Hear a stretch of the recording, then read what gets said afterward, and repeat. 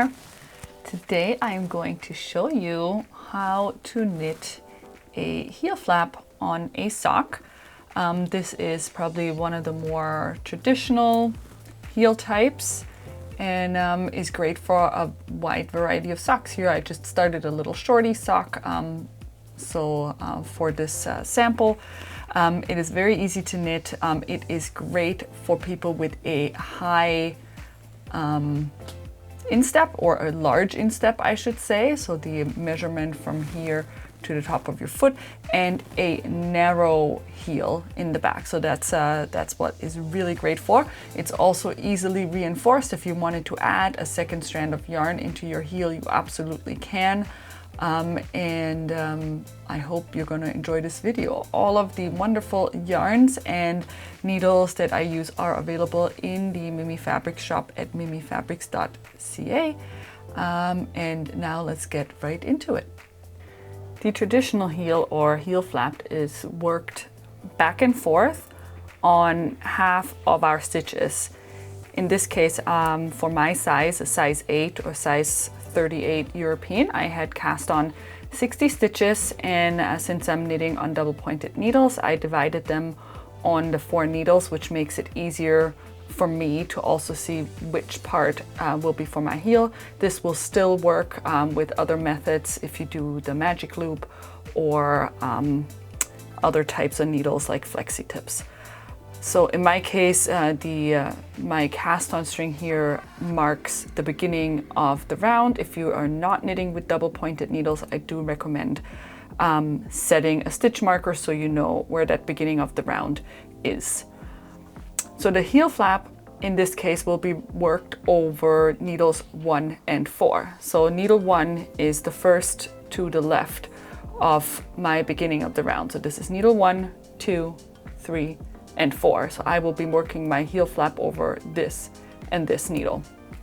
For the purposes of this demonstration, I've knitted a little cuff with a 1x1 twisted rib and then a couple of rows in stockinette stitch.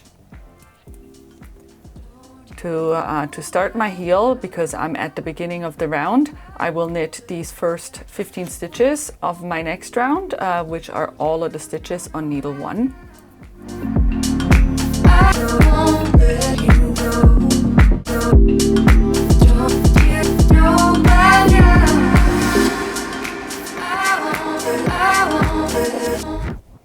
Now that I've knitted the 15 stitches on needle 1, I'm going to turn my work and I am going to knit back over needle 1 and 4, and all the stitches on needle 2 and 3 will remain unworked for this part. The only thing that I'm doing different here, I do not knit the first stitch. I will actually only slip this one as if to purl in this case.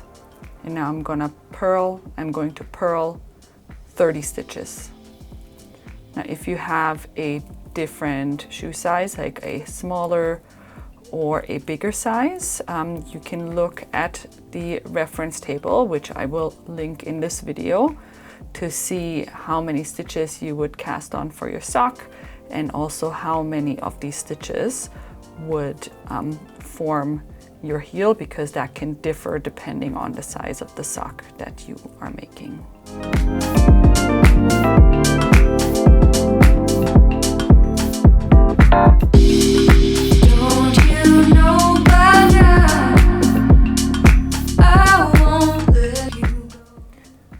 So I just finished my second row of the heel.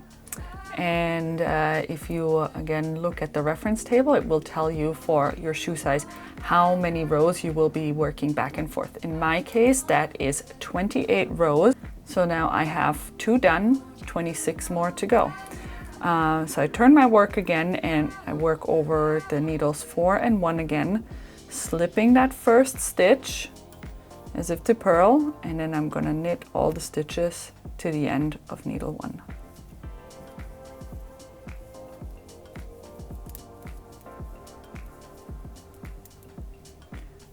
Right, so now I've completed my row number 3, And we keep on repeating this, turning our work to the wrong side, slipping the first stitch and then purling all of the stitches to the end of needle 4. And we're going to work back and forth until we have our 28 rows, or the amount of rows that are required for the size of the sock you are knitting. Now that I've finished knitting my 28 rows, my work looks like this. So these are my 30 stitches that I wasn't working, and then I have 28 rows that I was working back and forth for my heel. Now it's time to work the heel turn. For the heel turn, you're going to consult the chart again, and it will tell you how to divide up your heel. So in my case, for my size 38, I am dividing my 30 stitches into 10 outer stitches, 10 center stitches, and another 10 outer stitches. To visualize this, I'm going to put a stitch marker so you can see clearly where the 10 stitches need to be. So 10 on this side.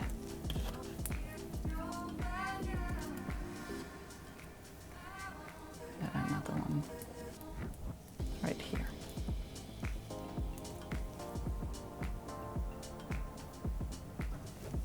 To start the heel turn, I'm going to knit my 10 stitches from my outer, my 9 stitches from the center until the last stitch.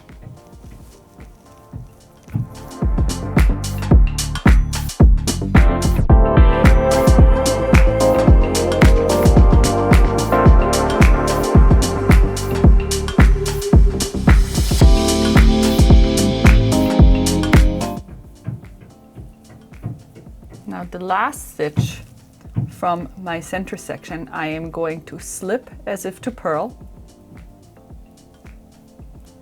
And in this case, I'm going to have to move this marker now, otherwise it's going to get caught. I'm just going to take this off for now. And then I am going to knit the first stitch on this section and then slip my, pull my slip stitch over this section.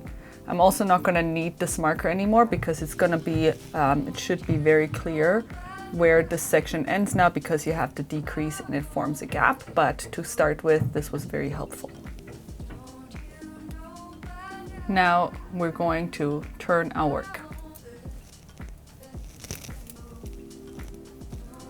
And we're going to, again, purl to the last stitch of the center section, and also I'm not knitting the first stitch here. I am going to slip it as if to purl on the first stitch, knit the next 8,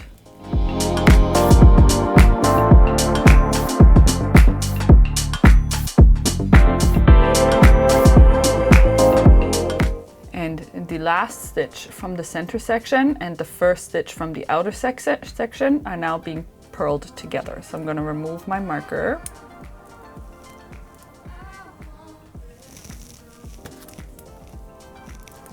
And I will purl those 2 stitches together.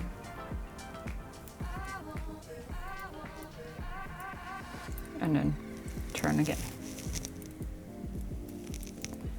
Now we're going to keep on working back and forth, exactly like this, until all of the stitches of the outer section are worked. So you slip the first stitch purlwise, knit to the last stitch of your center section,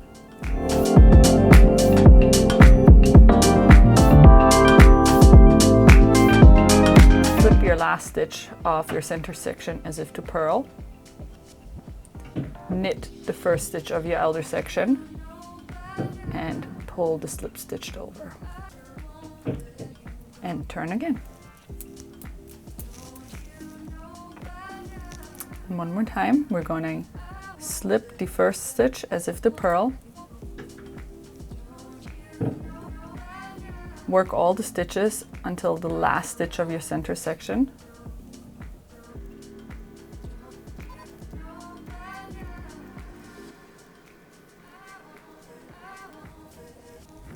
see it's clearly visible where the center section ends because it has created this gap.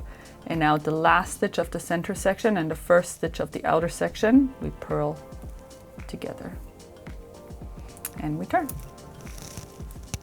And now we keep on working back and forth like this until all of the stitches are worked. Okay, now we are finished our heel turn, and you can really see how this is now taking shape. So we have almost an L shape heel at this point with these stitches neatly attached to each side. And now we're going to work the gusset. To do so, we're going to first work over the 10 center stitches until we get to the edge where we want to pick up our stitches.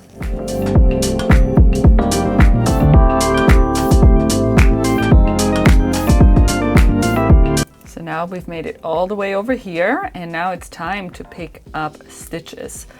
The rule of thumb is that you're picking up 1 stitch per every 2 rows that you've worked in height, but your size chart will also say that. So my chart will say that I have to pick up 15 stitches.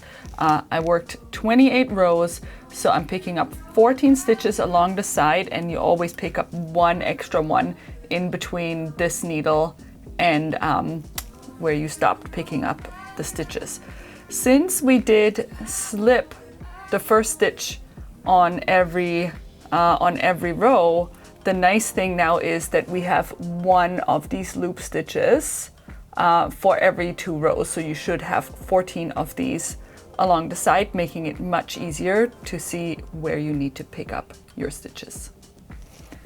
So I like to use my free 5th needle here to do this, and before I actually knit them, I literally just pick them up and then I knit them after that. To pick them up, and I hope that I can get close enough for you to see this. So this would be my first loop here just under my last stitch here, and I am going in from back to front to pick this up. And then I'm going to keep on going down the side just like that. Always back to front, back to front, back to front.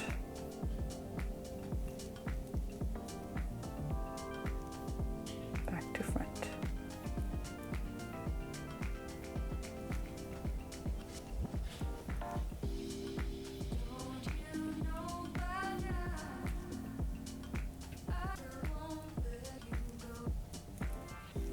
Let's see how many we have. 2, 4, 6, 8, 10, 12, 14.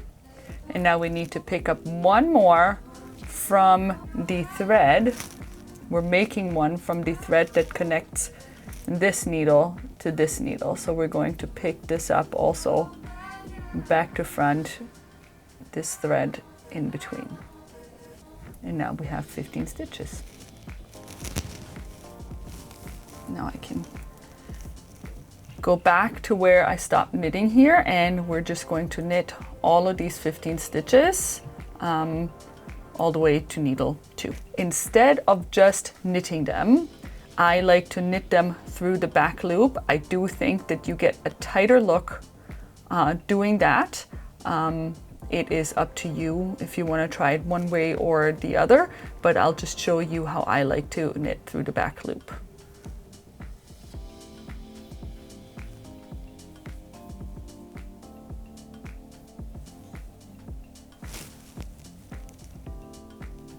Insert in the back and wrap it around.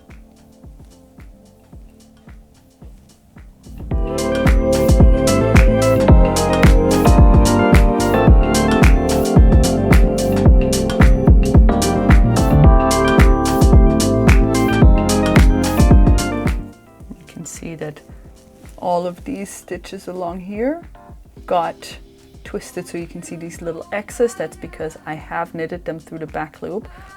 This way you get no holes along the side of your heel.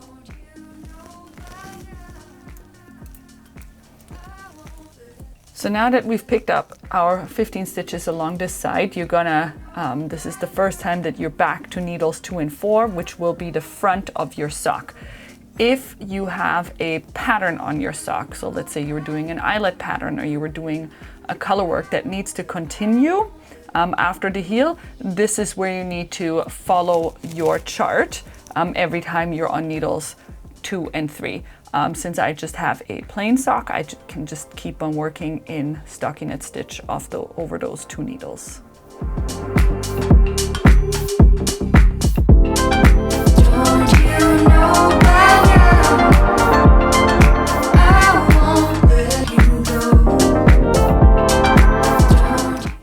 So we've worked the front of our sock, and now we need to pick up our stitches again. Basically just in reverse as to what we've done on the other side. So our first stitch here is going to be made out of the thread in between our side stitches. Well, it's right here, our side stitches and the stitches that connect these. And then we have those 14 loops up here that we're going to pick up back to front. And I'm going to again use my extra needle to do so.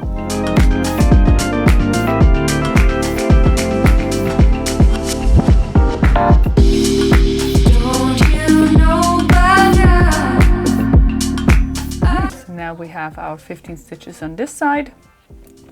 And because the way I picked it up, I now don't have an extra needle, I'm going to just slide the 5 stitches from the right part of the heel over here, so they are on the correct needles. So we have needles 1, 2, 3, and 4 again, with our round beginning at the center back.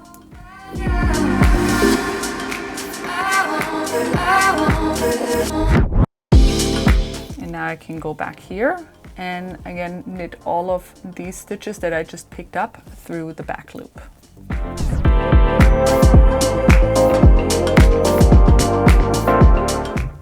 So I've knitted the 15 stitches that I picked up through the back loop, and I'm going to knit the last 5 to get to the beginning of the round in stockinette stitch.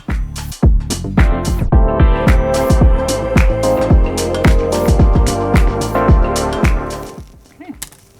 And this is what it's going to look like after you've picked up all your stitches. We're back to 4 needles in my case. Beginning of the round at the center of the bottom here, and all these stitches on the side through the back loop. Now we'll continue with the gusset.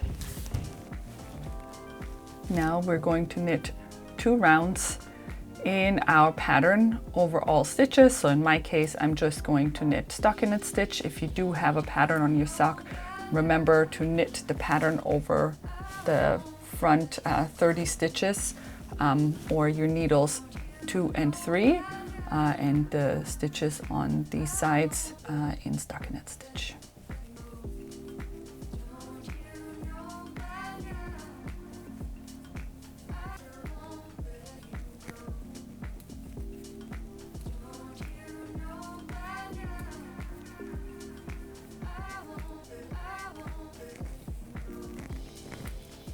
All right, so we've done our 2 rounds over all stitches, and you can see how this is coming out really nicely on the side here. Now we're going to start the actual gusset decreases of our stitches. To do the gusset decrease on needle 1, I will be working all the stitches up to the last 3 and then knit the 3rd and 2nd last together and then knit 1.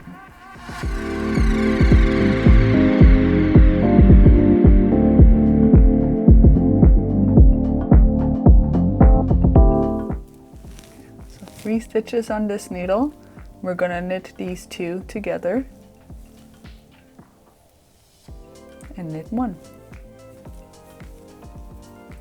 Now remember to knit in pattern over your needles 2 and 3.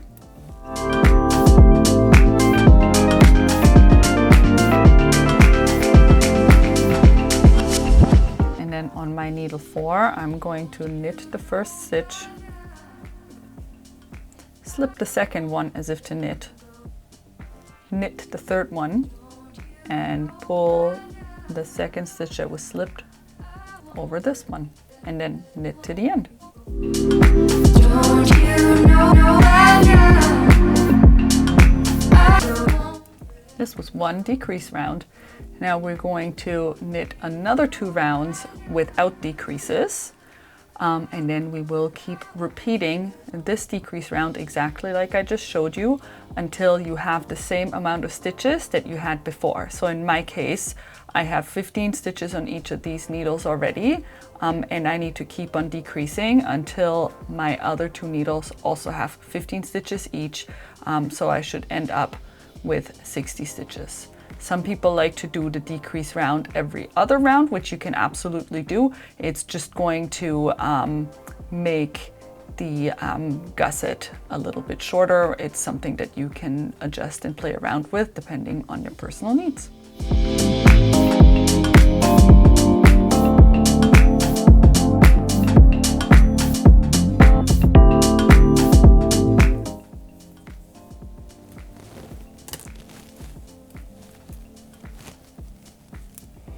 And now I have finished all of my decreases. Now I can just finish knitting my sock in rounds. The heel is finished shaping, and you can go from there. I hope you really enjoyed this video. Don't forget to subscribe to our channel so you don't miss our other heel knitting videos that are coming soon. I'd appreciate if you leave a comment and like this video for your support. Thank you so much.